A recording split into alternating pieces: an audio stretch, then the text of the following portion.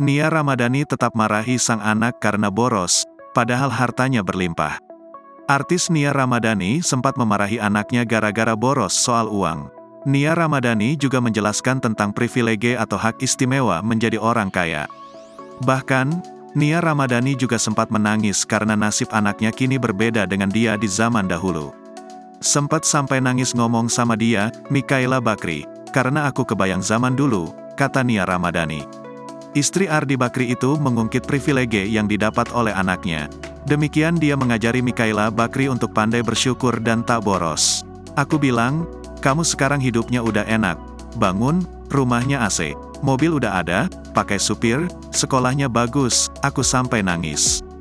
Gue dulu harus syuting dulu supaya bisa beli mobil. Kadang-kadang dia bisa seenaknya, mau ini, ya udah kan nanti mama bisa tinggal beli, kisah Nia. Ia pun sempat marah karena anaknya nampak menggampangkan sesuatu. Ia meminta ketiga anaknya itu untuk pandai bersyukur dan tetap bersikap sopan.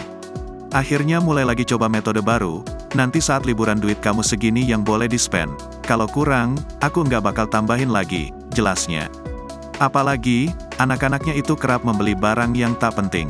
Karena kadang mainan yang dibeli enggak penting, squishy, slime yang enggak jelas.